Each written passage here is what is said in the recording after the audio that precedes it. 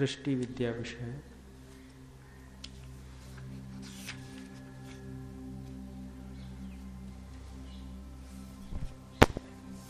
मंत्र 16वां हम देख रहे थे और निरुक्ताचार्य का कुछ देखा था, उसका स्वामी जी आगे दे रहे हैं। अग्निना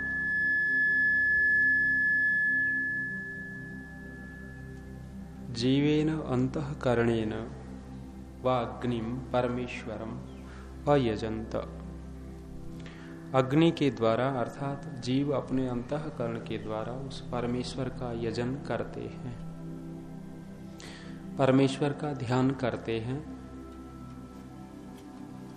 अग्नि पशु आसीत, अग्नि पशु है, तमेव देवा आलभंत, उसी को वो देव लोग प्राप्त करते हैं। सर्वोपकारकम अग्निहोत्रादि अश्वमेधांतम भौतिका अग्निनापि यज्ञम देवा समसेवंत इति वा। सबके उपकारक जो अग्निहोत्र से लेकर के अश्वमेध पर्यंत जितने भी यज्ञ हैं, वो भौतिक अग्निनापि, उस भौतिक अग्नि के द्वारा यज्ञम, उस यज्ञ को देवा विद्वान लोग समसेवंत इति अच्छे प्रकार उसका सेवन करते हैं। साध्यः साधनवन्तः यत्र पूर्वे पूर्वं भूता मोक्षाख्या आनंदे पदे संति।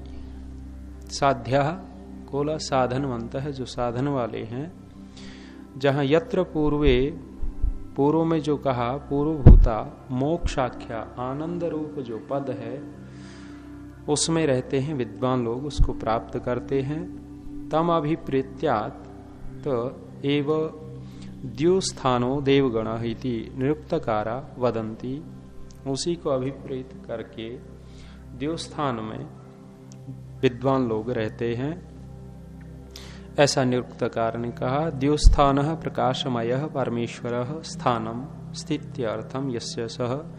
द्युस्थान को खोला, प्रकाशमय है जो परमेश्वर है, उसका जो स्थान है वो। यद्वा सूर्य प्राण स्थान विज्ञान किरण तत्रैव देवगणो देव समूहो वर्तते इति। अथवा सूर्य जो है प्राण स्थान है, विज्ञान किरण विज्ञान रूप, तत्रैव देवगण समूह समवर्तते, उसी में देवताओं का गण समूह रहता है।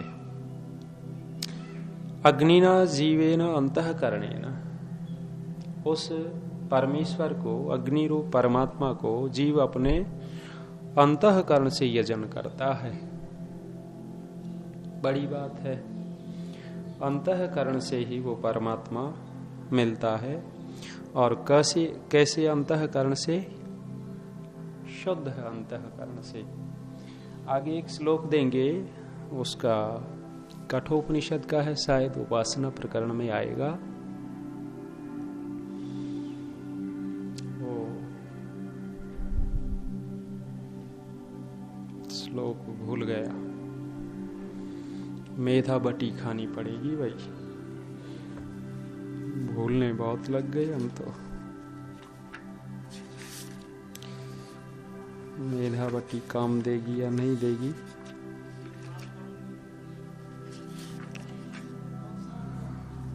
अब मैं दिखाता हूँ, एक श्लोक इन्होंने दे रखा है यहाँ कठोपनिषद का, वो 5वें समुल्लास में भी है।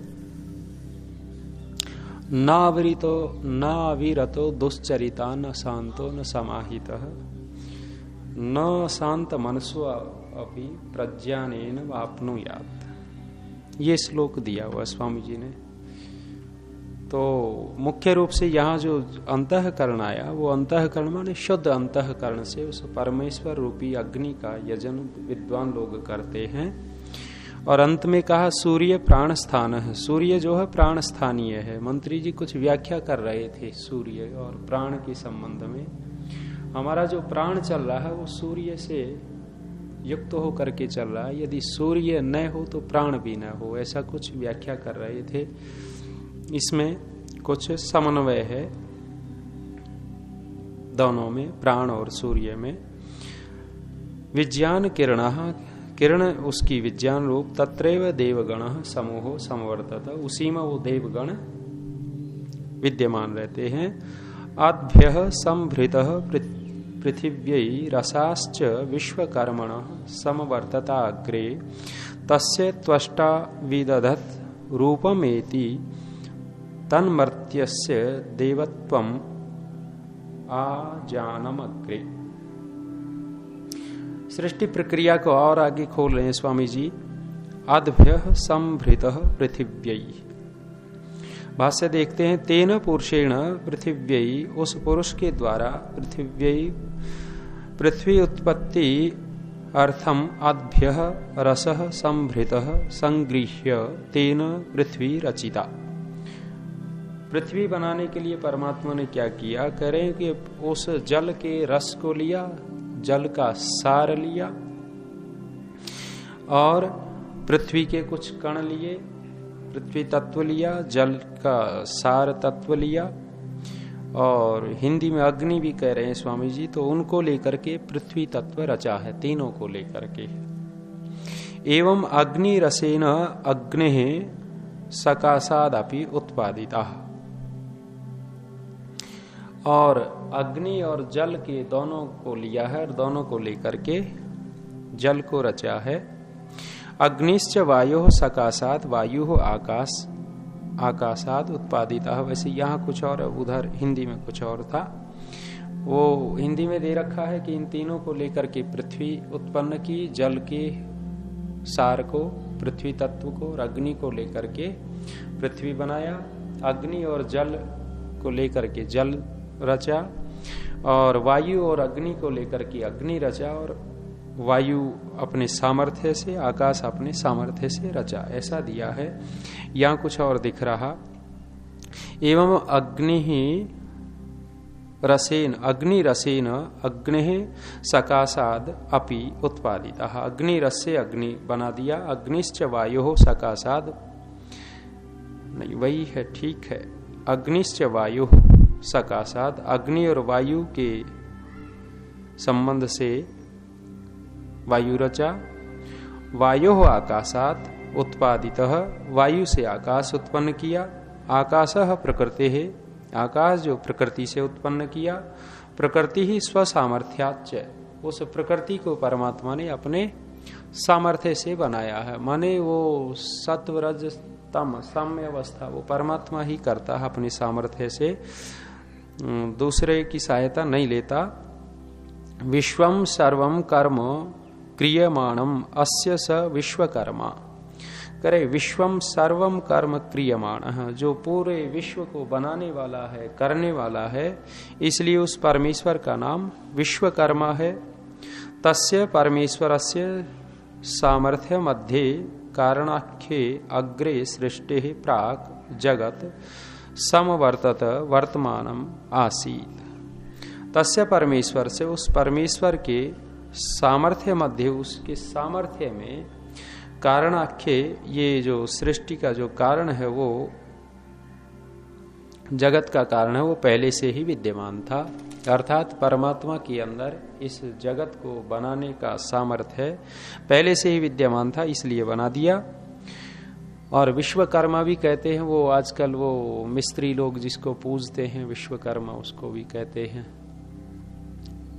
कोई व्यक्ति विशेष हुआ है शायद, विश्वकर्मा ने वो शास्त्र भी कोई रचा है, सुना है।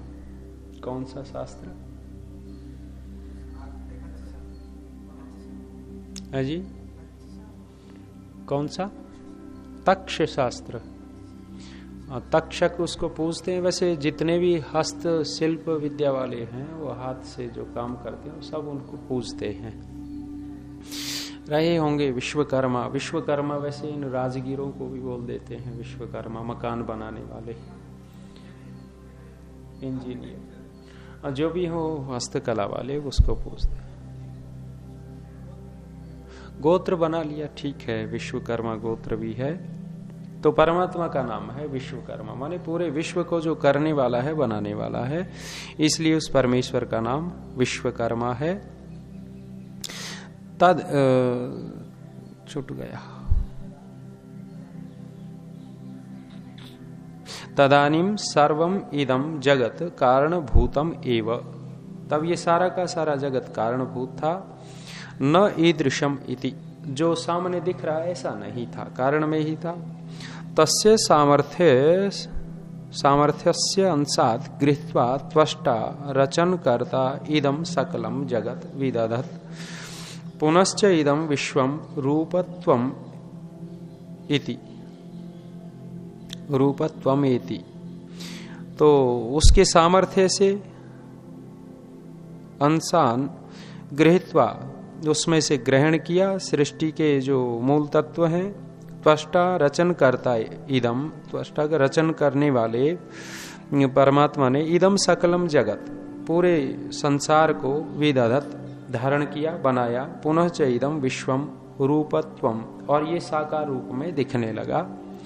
तमेव मर्त्यस्य मरण धर्मकस्य विश्वस्य मनुष्यस्य अपि च रूपत्वम भवति, और उसी से जो मरण धर्म मनुष्य है वो विश्वस्य मनुष्यस्य अपि च रूपत्वम इति, वो भी प्रकट हुआ, दिखने लगा। वेद आज्ञापन समये परमात्मा जप्तवान वेद रूपाम आज्ञाम दत्तवान मनुष्याय, परमात्मा ने जब वेद बनाए उस समय आज्ञा दी हम मनुष्यों के लिए। क्या आज्ञा दी? धर्मयुक्तेन एव सकामेन कर्मणा कर्म देवत्व युक्तम शरीरम धृत्वा विषयेन्द्रिय संयोगजन्यम इष्टम सुखम भवतु। करें इष्ट सुख को प्राप्त करना। कैसे कर्मों से? सकाम कर्मों के द्वारा। जिसको इष्ट सुख चाहिए, इष्ट सुख माने दो सुख दिए ना, अभीष्टय और दो सुख हैं वहां, पीतय और इष्ट। पीतय माने ये जो संसार का सुख है जी,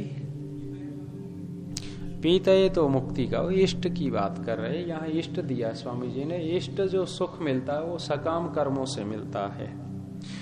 यही कह रहे हैं कर्म देवत्वम युक्तम। वो सकाम कर्म करने वाले भी देवता ही होते हैं, ऐसे नहीं कि वो कुछ और होते हैं। माने सकाम कर्म माने अच्छे ही कर्म करते हैं, वो धर्म युक्त होकर के जो वो करते हैं। शरीरम धृत्वा विषय इंद्रिय संयोग जन्यम इष्टम सुखम भवतु। जहाँ ये संसार में आकर के बहुत विशेष सुख को जो प्राप्त होते हैं वे, तथा निष्कामेन विज्ञान परमम मोक्षाख्यम वाइति।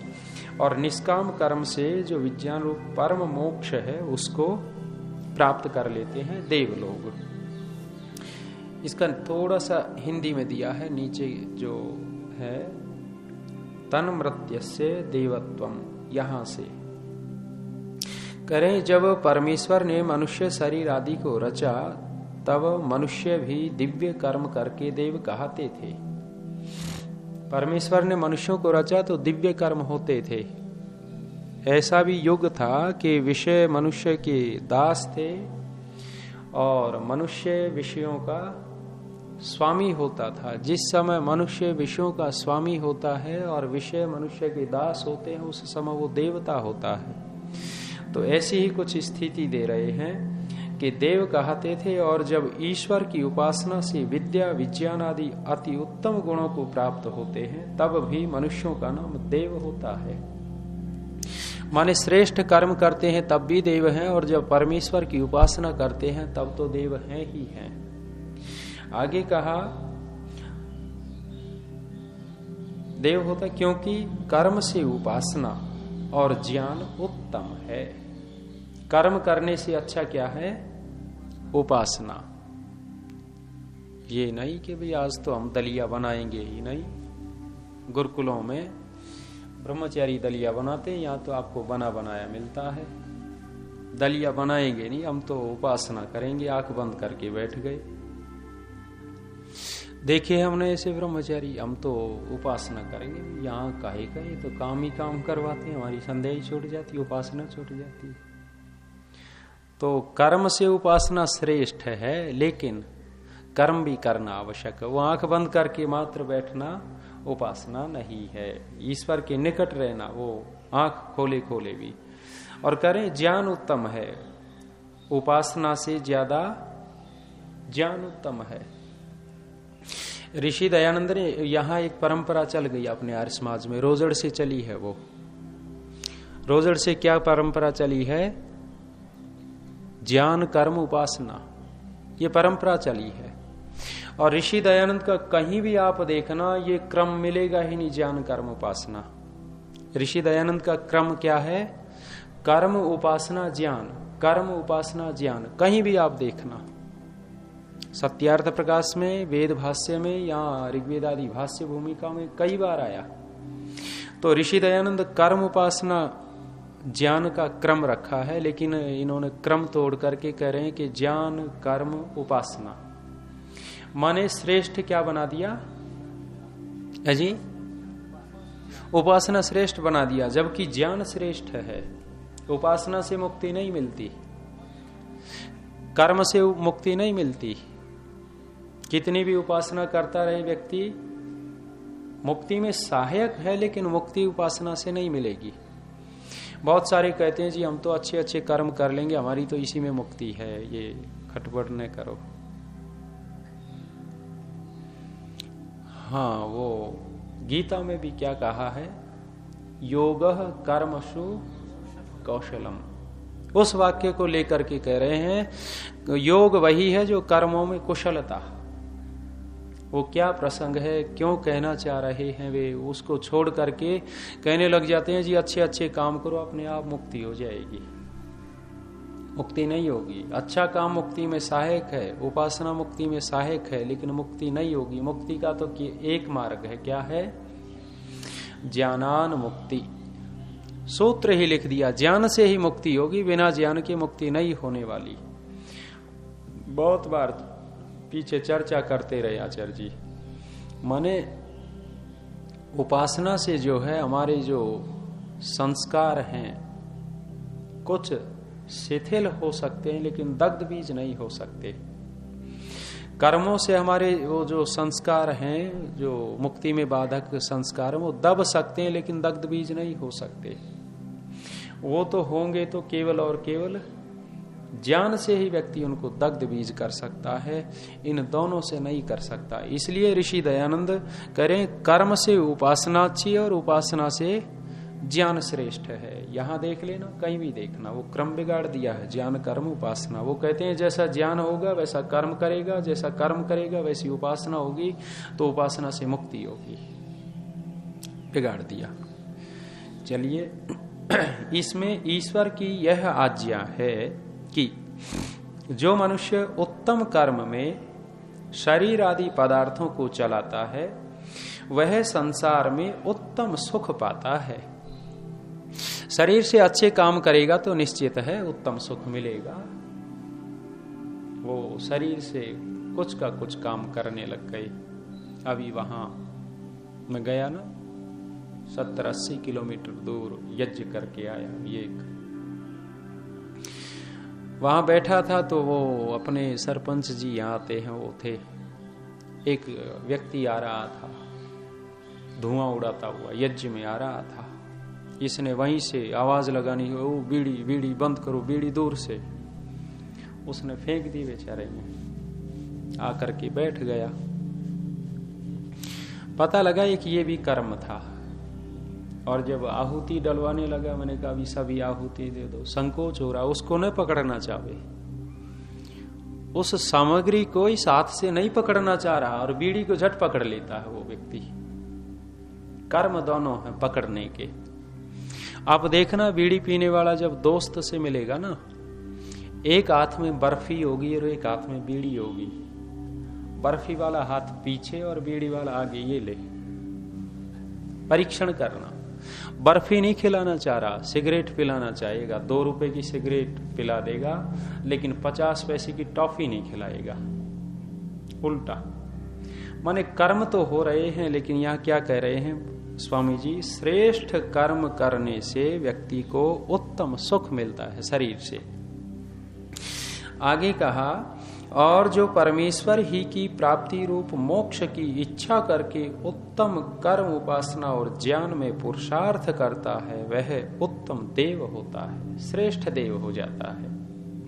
माने वो ऊपर वाले तो सकाम कर्म हुए, जो संसार का सुख चाहता है वो अच्छे अच्छे काम करे, वो सकाम कर्म होंगे। संसार की इच्छा से जो श्रेष्ठ काम किए जाते हैं वो उनसे उत्तम सुख मिलेगा संसार का। लेकिन जो संसार की इच्छा नहीं करता, संसार के सुखों की इच्छा नहीं करता, वो भी सारे काम करता है, उसको वो देव होकर के मोक्ष को प्राप्त होता है, ये कह रहे हैं। चलिए आगे 18वां मंत्र है, वेदा हमेतम पुरुषम महंतम आदित्य वर्णम तमसः परस्तात् तमेव विदित्वा इति मृत्युमेति नान्यः पंथा विद्यते अयनाय। प्रसिद्ध मंत्र है, सुनते ही रहते हो। एक बार स्वामी श्रद्धानंद जी, जिस समय महात्मा मुंशी राम थे, पौराणिकों ने ललकार दिया आर्य समाजियों को। आर्य समाजियों को जब ललकारा तो इनके पास कोई शास्त्रार्थ महारथ ही नहीं था, कोई ऐसा पढ़ा लिखा, और उन्होंने ललकार दिए। आर्य समाजी डरे डरे घूम रहे कि किसको बुलाएं, कैसे करें। आ भी गए, भीड़ बहुत इकट्ठा हो गई। महात्मा मुंशी राम जी वहां थे, स्वाध्याय करते रहते थे। बात ये हुई कि भाई हम जो पूछेंगे, यदि उत्तर तुमने दे दिया तो पहली बार में भी जीत तुम्हारी। पौराणिक पूरे निश्चिंत थे, इनमें कोई विद्वान है ही नहीं, कौन बता पाएगा। तो पौराणिकों ने कहा कि तुम लोग वेद से पुरुष निकाल के दिखाओ, पुरुष। महात्मा मुंशी राम को आगे कर दिया। तब स्वामी श्रद्धानंद जी ने, महात्मा मुंशी राम जी ने ये वेद का मंत्र पढ़ा, वेदा हमेतम पुरुषम महांतम। उन्होंने झट पुरुष निकाल करके दिखा दिया। माने केवल स्वाध्याय के बल पर जब ये मंत्र आया तो लोगों ने उठा लिया और जीत हो गई थी उनकी। इस मंत्र ने आर्य समाज की जीत करवाई है किसी समय। बहुत विशेष मंत्र है। करें वेद मैं जानता हूं, किसको?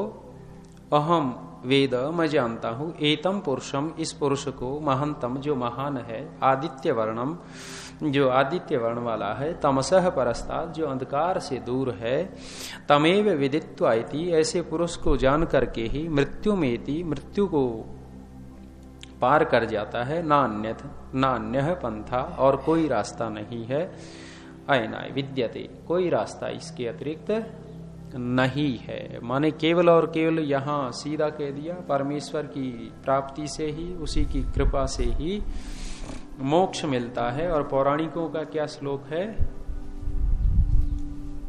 ध्यान मूलम गुरोर्मूर्ति, पूजा मूलम गुरोः पदम, मंत्र मूलम गुरोर्वाक्यम, मोक्ष मूलम गुरोह कृपा। वो कहते हैं यदि मोक्ष चाहिए तो गुरु जी की कृपा से ही मिलेगा, दूसरा मोक्ष का रास्ता नहीं है। और वेद कहता है जो उसको जान लेता है उसका मोक्ष होगा।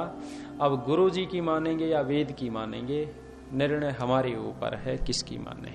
चलिए समय हो गया। ओम द्यौः शान्तिरन्तरिक्षं शान्तिः, पृथिवी शान्तिरापः शान्तिरोषधयः शान्तिः, वनस्पतयः शान्तिर्विश्वे देवा शान्तिर्ब्रह्म शान्तिः, सर्वं शान्तिः शान्तिरेव शान्तिः, सा मा शान्तिरेधि। ओम शांति शांति शांति। सबको नमस्ते।